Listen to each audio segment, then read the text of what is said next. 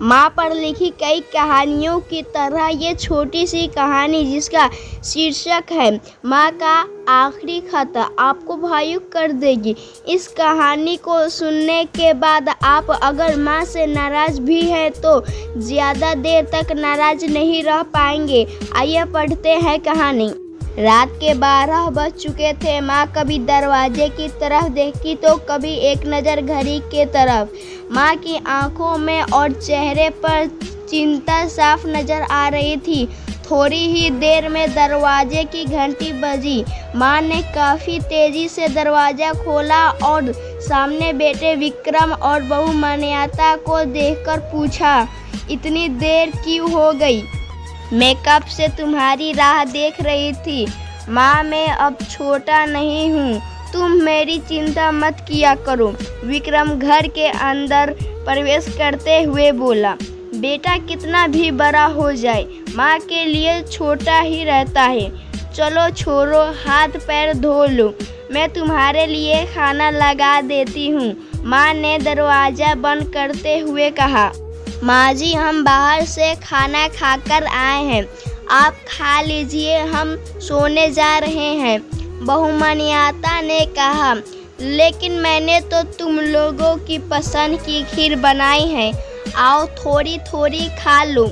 माँ तुझे एक बार में समझ में नहीं आता क्या?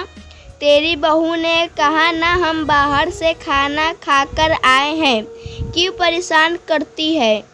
जा तू खीर खा ले और सो जा और हमें भी शांति से सोने दे। माँ अकेले कैसे खीर खा सकती थी और उसे बिना खाए नींद कैसे आ सकती थी, क्योंकि बेटे के इंतज़ार में उसने भी कुछ नहीं खाया था। वह किचन में गई, एक गिलास पानी पिया और अपने रूम में चली गई। सुबह 10 बजे विक्रम की आंखें खुली। बाजू में मान्यता अभी भी सो रही थी। विक्रम हॉल में आया तो लैपटॉप के पास रखी एक चिट्ठी पर उसकी नज़र पड़ी। यह चिट्ठी किसकी हो सकती है, यह देखने के लिए उसने चिट्ठी खोलकर पढ़ना शुरू किया। मेरे लाल, तू सोच रहा होगा कि एक ही घर में रहते हुए यह चिट्ठी क्यों? मैं तुम्हें बोलकर भी यह बात बता सकती थी। हाँ बता सकती थी, अगर तू मेरी बातें सुनना चाहता तो किसी एक्सप्रेस गाड़ी की तरह तू आता है और कुछ ही पलों में निकल जाता है। खैर वे सब जाने दो। कल तुम्हारा जन्मदिन था इसलिए मैंने खीर बनाई थी। सोचा कम से कम आज के दिन साथ में बैठकर खाना खाएंगे। मगर मैं यह बात बोल गई थी कि मेरा बेटा बड़ा हो चुका है तो अपने दोस्तों के साथ पार्टी करके खाना खाकर आया।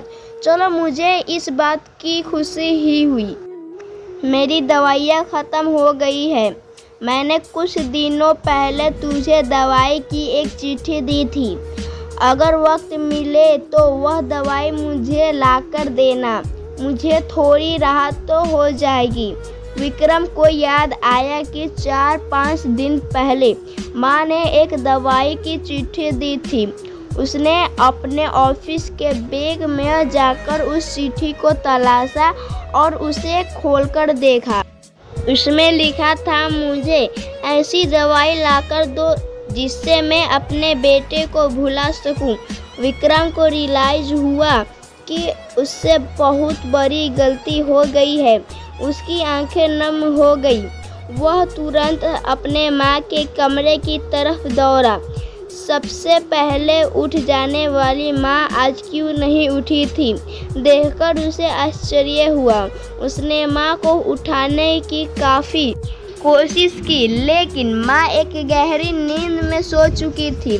विक्रम के पास फूट फूट कर रोने के अलावा और कोई चारा नहीं बचा। दोस्तों, ये कहने की ज़रूरत नहीं है कि माँ बाप जीवन में कितने मूल्यवान हैं। उनके रहते हुए ही उनकी सेवा करो, उनसे प्यार करो। वह चले जाएंगे तो कुछ नहीं कर पाओगे।